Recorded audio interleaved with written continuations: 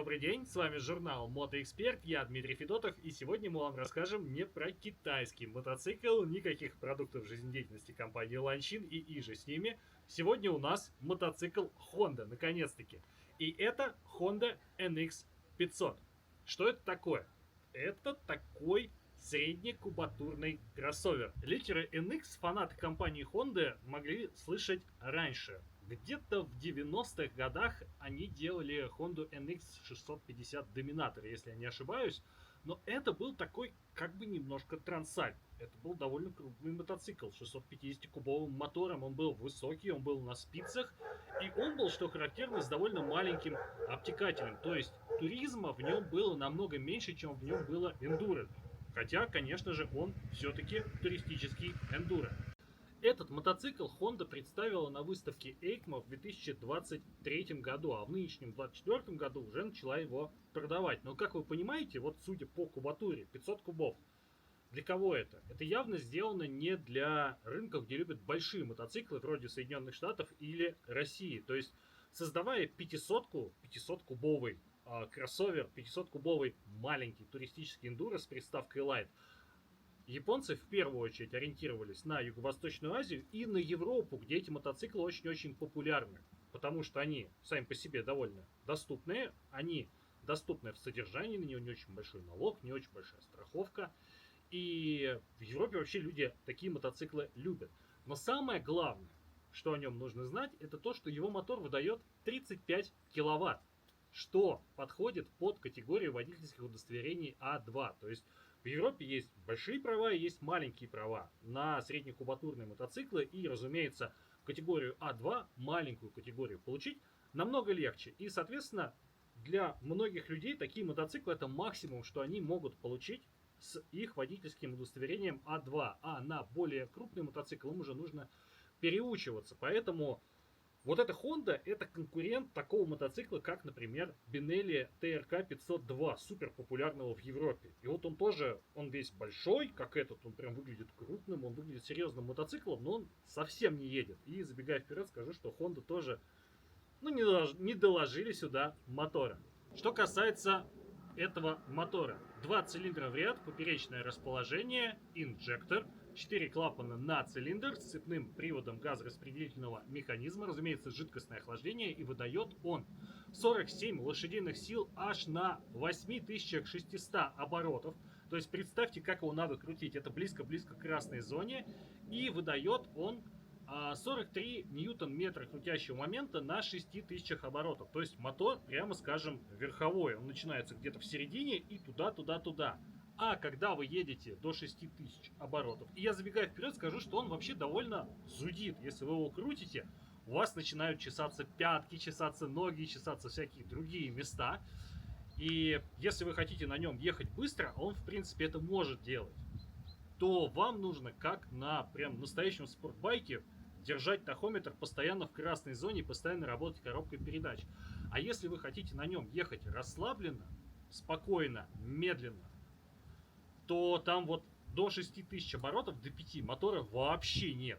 Ты можешь выкручивать газ как угодно, но пока больше 6 не перевалит, вообще ничего не происходит. И это, конечно, немножко удручает. Но у этого мотоцикла полно других плюсов. И мотор ему, прямо скажем, этот вполне себе подходит, и он с ним гармоничен. Это самое главное. Коробка передач здесь классическая, шестиступенчатая, сцепление многодисковое, в масляной ванне, мокрая, с тросовым приводом. И про хондовскую коробку нужно сказать только то, что это хондовская коробка. Она работает просто безупречно. Я ни на одном другом мотоцикле не видел. У некоторых производителей, вот у них есть мотор-коробка, иногда у них получается, иногда у них нет. Honda, я не знаю как, они знают какой-то секрет, и все коробки Honda механические работают просто безупречно, и я очень много проездил на разных хондовских мотоциклах, я себя чувствую здесь как дома, я узнаю руку японских мастеров, и она просто безупречно точная, всегда идеальный ход лапки, идеальная обратная связь, никаких недовключений, никаких ложных нейтралей. Она просто безупречна. И сцепление здесь довольно легенькое. То есть я могу его выжимать одним мизинцем, но при этом здесь нету вот этой дурацкой, на многих мотоциклах производители, пытаясь облегчить рычаг сцепления, делают таким, что ты его только коснулся, он уже провалился. Ну типа легкое сцепление и легкое новичкам там, людям как бы рука не устает, и им кажется, что это ок. Я люблю, когда на рычаге немножко есть какое-то усилие, есть немножко обратная связь. Так вот, Honda, они сделали рычаг. Он с одной стороны легкий, с другой стороны он не проваливается. То есть он все равно требует маленького-маленького, но усилия. И вот это чисто хондовская фишка. Они очень большое внимание уделяют вот этой тактильности. И когда ты же с мотоциклом общаешься, это в основном ручками, ножками, ты с ним газ открутил, здесь тормоз нажал, здесь сцепление выжал, и вот эта тактильность, она очень-очень важна. И хондовская, вот даже, казалось бы, бюджетная модель, простые компоненты, но вот по тактильности мне этот мотоцикл очень близок. И это не значит, что какому-нибудь фанату BMW он понравится. Может быть, человек скажет наоборот, что это за гадость. Но вот я здесь себя чувствую в седле, как в своих домашних тапках. Это очень круто. Я, извини, сейчас буду ехать потише, потому что шумновато, чтобы хоть что-то было слышно. Вот. Единственное, чего здесь прям нету, это мотора. Его ни в каком виде нет. Он начинает работать тысяч после 6. До 6000, когда вот хочется на нем ехать, когда он не такой трясущийся, не такой громкий, хочется ехать на моменте, на маленьких оборотах, но здесь он не едет вообще никак. Он начинает работать с 6, вот на 8, там у него пик по моменту. Вот. А до этого момента ничего не происходит, и на нем прям ты крутишь газ, и ничего не происходит. Вот сейчас давайте прям включим 6 и выкрутим. 2000, ничего не происходит. 3000, ничего не происходит. Дело к 4, опять ничего не происходит. Газ сейчас выкручен в упор. Вообще ничего. И вот 1004 он начинает немножечко раздупляться. Все равно ничего не происходит.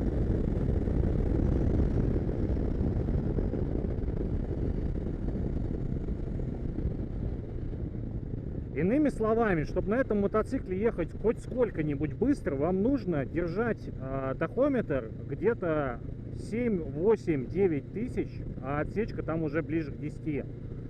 Вот в самой красной зоне, если вы держите, то на нем получается ехать быстро, и чувствуется, что здесь какой-то мотор есть. До 6000 не происходит вообще ничего, и он откровенно тухлый, скучный, и ты понимаешь, что 700 инсиха это прям бомба по сравнению с тем, какой здесь потенциал. Он очень медленный, если вы не крутите мотор. И плюс в этом только тот, что вы на нем не убьетесь, потому что вот трекшн контроль здесь, откровенно говоря, не нужен. Если вы даже в скользком повороте на нем, глубоко заложенном, выкрутите газ, вы все равно не потеряете контроль над мотоциклом, у вас все равно не будет буксовать заднее колесо, просто потому что нету здесь той силы, той энергии, которая сможет вам заднее колесо именно пробуксовать и провернуть. Вот. Безопасно, да, интересно. Вот как мотоцикл неинтересно, но как средство для того, чтобы вертеть головой и наслаждаться дорогой, наслаждаться природой, очень хорошо. Шасси мотоцикла довольно простое, я бы даже сказал примитивное. В его основе лежит стальная рама, но рама сделана непросто. То есть материал сталь, он простой и обычно используется на дешевых мотоциклах, но здесь все сделано по-японски замысловато. То есть здесь стальная труба с круглым сечением переходит в штампованные элементы, довольно непростые, к которым уже крепится маятник. Маятник, по моим ощущениям, тоже стальной. Работает этот маятник в паре с классической хондовской задней подвеской. Там стоит моноамортизатор, который работает в паре с рычагами прогрессии. Мне кажется, на большинстве дорожных мотоциклов Honda задняя подвеска именно такая. И снаряженная масса нашего мотоцикла. Вы не поверите, он кажется абсолютно легким. Когда ты сидишь в седле, он кажется легким. Когда ты его катаешь руками по парковке, он кажется легким. Вот для меня этот мотоцикл кажется реально невесомым. Но по цифрам, снаряженная масса этого мотоцикла, только вдумайтесь, 196 килограммов. Это прям много. Я понимаю, что туристический эндуро, кроссовер, он может быть чуточку тяжелее дорожного мотоцикла, но, как по мне, по цифрам это много. Но эти килограммы реально не ощущаются. Я не знаю как. И здесь нужно сделать еще и такую оговорку. У нас этот мотоцикл взят компанией Balkan Moto Travel. И владельцы этой компании, Сергей, очень любит свои мотоциклы упаковывать по полной программе. То есть здесь стоит здоровенный топ-кейс, здоровенный кофр алюминиевый. Здесь стоят крепления для боковых кофров. тоже довольно увесистый. Здесь стоят дуги, здесь стоит обогрев ручек, здесь стоит удлинитель переднего крыла, здесь стоит защита двигателя, здесь стоят защиты рук. То есть здесь на нем еще, по моим ощущениям, килограмм 15 приклеено вот всего. И он при этом все равно ощущается легким. То есть представьте, каким он будет легким, когда это все, допустим, вы снимете. Вот. И не знаю, как японцам удалось произвести этот большой обман, как такой тяжелый мотоцикл заставить ощущаться легким, но реально вот мне он кажется невесомым, и это какое-то чудо.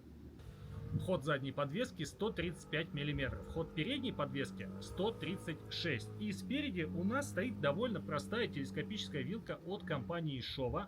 Она перевернутого типа, но на этом все ее плюсы заканчиваются. То есть контора известная, хорошая, именитая, и вилка здесь качественная, но она максимально бюджетная. Трубочки тоненькие, всего 41 мм, и вилка лишена каких бы то ни было регулировок. Электронных нет, понятно, но и механических нет тоже.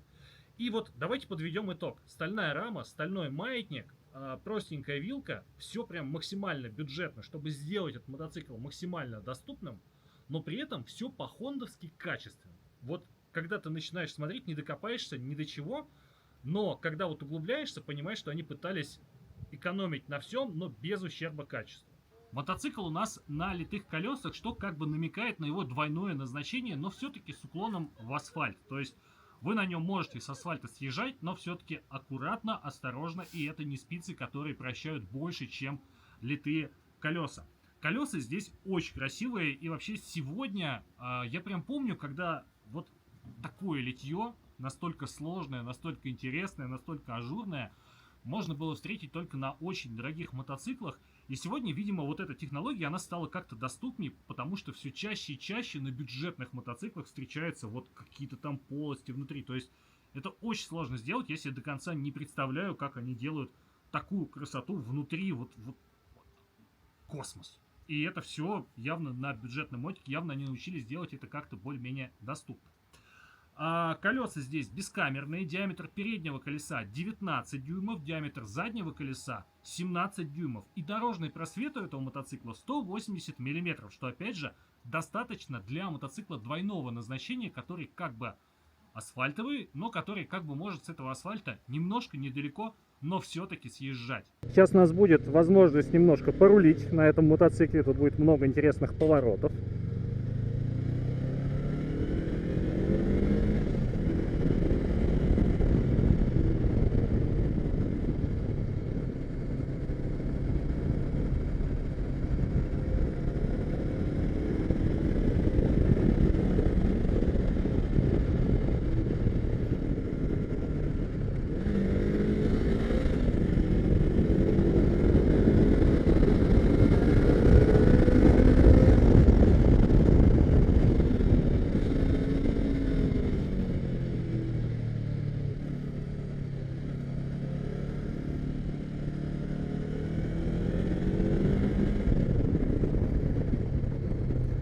Он довольно собранный, он послушный, им приятно управлять.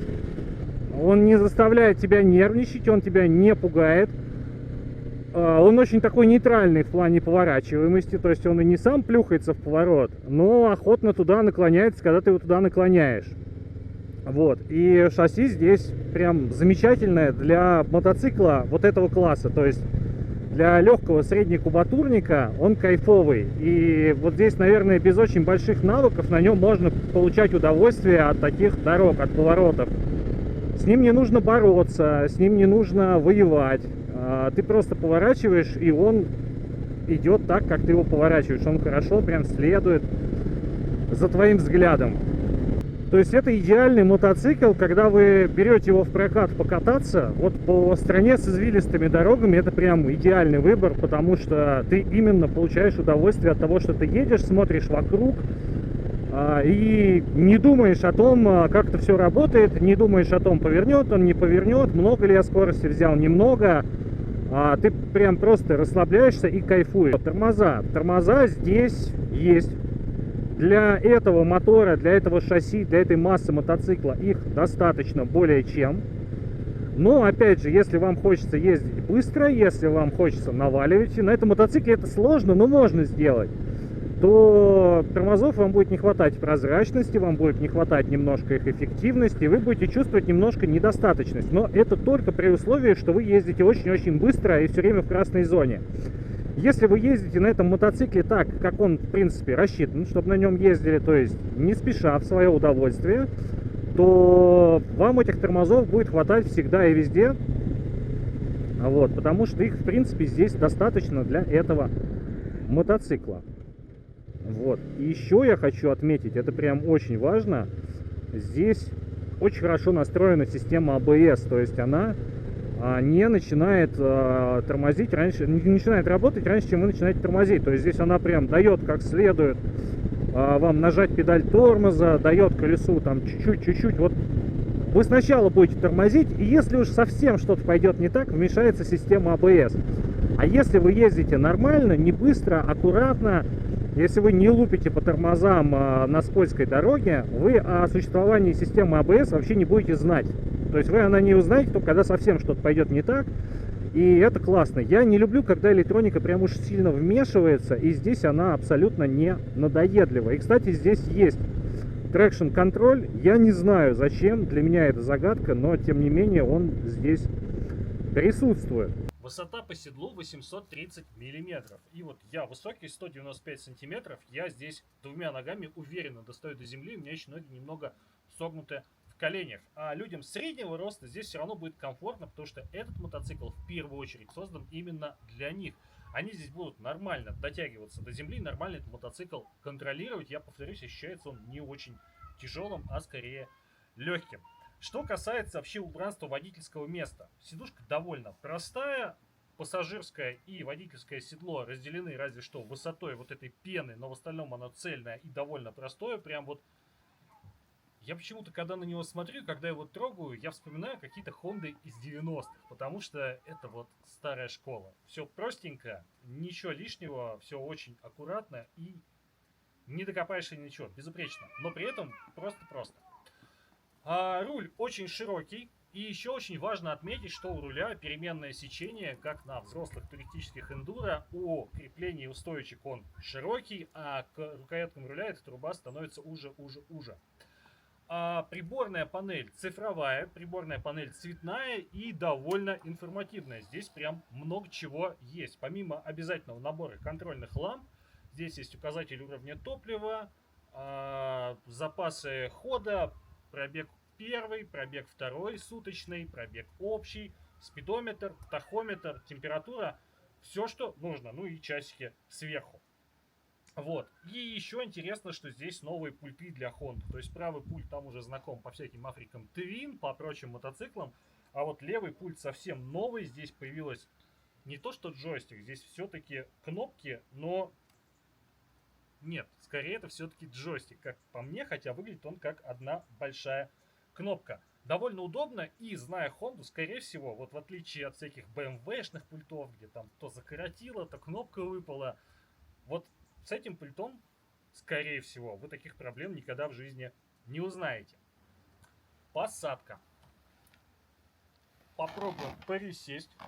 Ну, как видите, здесь просторно даже людям с высоким ростом, а людям среднего роста здесь вообще будет по кайфу, будет казаться, что этот мотоцикл совсем большой-большой. Единственный минус, ну как минус, в жарких странах это не то чтобы минус, а вот люди, которые это видео смотрят из России, им будет холодно на этом мотоцикле, потому что обтекатель здесь совсем маленький.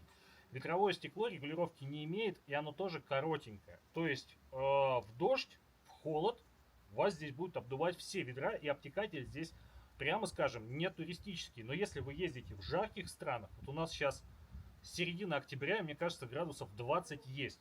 Вот для такой погоды вот этого обтекателя, этого всего, он не то что достаточно, а это прям идеально. Но вот по холоду, по дождю, я бы вот с таким маленьким обтекателем туристический эндуро или кроссовер не хотел бы себе.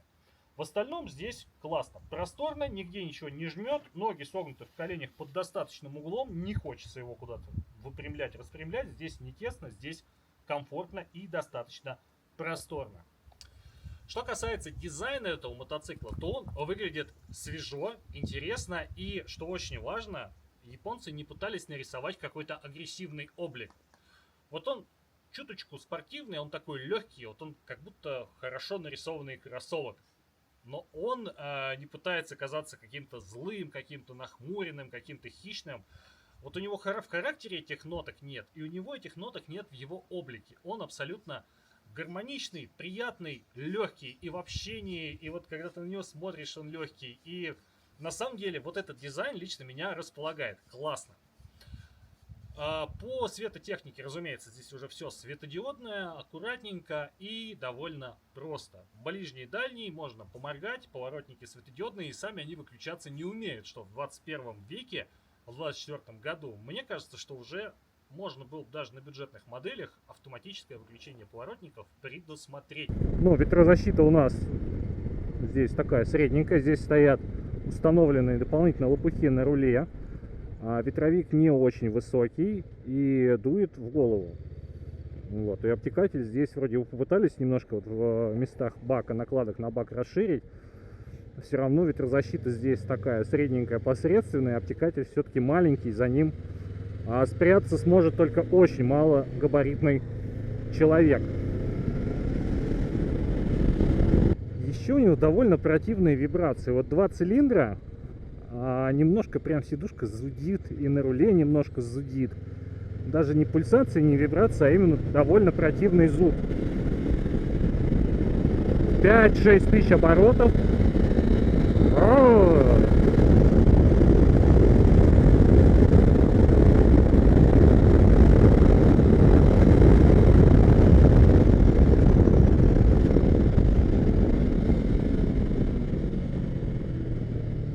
У него такой зуд, что немножко чешутся пятки. То есть вот в нем очень мало эмоций, в нем очень мало харизмы. Он хорошо выглядит, он хорошо едет, но если вам нужно средство передвижения, это ваш выбор. А если вам хочется эмоций, то вот именно эмоция того, как я клево тут продубасил, как я быстро в этот поворот зашел, как я быстро из него вышел, вот это все не про Хонду. То есть поучиться, да. Вот, поучиться крутить моторы, ездить в правильном диапазоне оборотов, да. Но когда уже научился, неинтересно, скучно. И этот мотоцикл, вот если его взять себе, он надоест через сезон. А через сезон вы его повесите продавать. Вот. И это их так отделяет от большой NSIH, потому что от 750, потому что вот NSIH это мотоцикл, который выбирают умом, мотоцикл, который всерьез и надолго, и которого в принципе хватает. Вот этого мотоцикла прям принципиально хватать не будет, вы его на NSIH поменяете. И на NSIH вы уже можете долго остаться. А на этой штуке сезон и все, и спатеньки. Вот. Подводя итог, что я хочу вам сказать про эту Хонду. Мотоцикл, с одной стороны, бюджетный, простой, с другой стороны, вот для многих пилотов большего и не надо. Хотя по моим ощущениям, вот купить этот мотоцикл первым, вторым, и через сезон уже начинаешь присматриваться к Honda NC750X.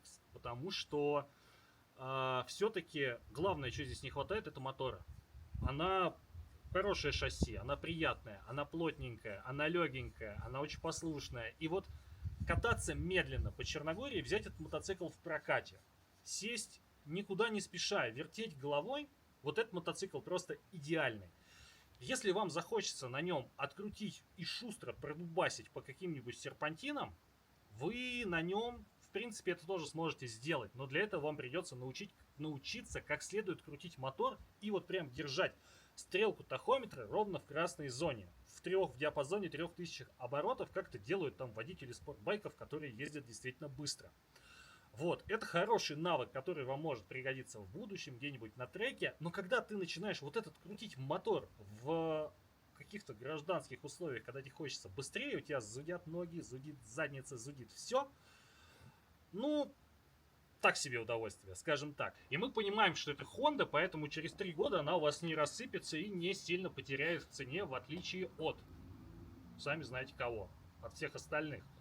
Вот, поэтому мотоцикл классный, мотоцикл интересный, но вот, что называется, я бы себе такое не взял. И перед тем, как мы закончим, я хочу сказать большое спасибо вот кому. Во-первых, компании Balkan Moto Travel, которая нам этот мотоцикл выдала познакомиться. И вы точно так же можете прийти в компанию Balkan Mod Travel и взять именно этот мотоцикл, такой же, но черненький, а также практически все модели внедорожных мотоциклов BMW. Также Balkan Mod Travel организует туры по Черногории. Можете с ними отправиться в путешествие, выбрать количество дней, точки, которые вы хотите посмотреть, и вам с опытным гидом организует максимально интересный маршрут с ночевками и с остановками в максимально интересных местах, и вы получите прям крутейшее приключение под ключ. Во-вторых, спасибо компании Rolik Moto за экипировку, которую мне сюда прислали, очень доволен. И, наконец, спасибо компании Kinetic Fun за вот эту вот замечательную набедренную сумку, без которой я довольно редко что-то снимаю. На этом все. Подписывайтесь на наш канал, ставьте лайки и не забывайте оставлять комментарии. С вами был Дмитрий Федотов и журнал Мотоэксперт. До скорого!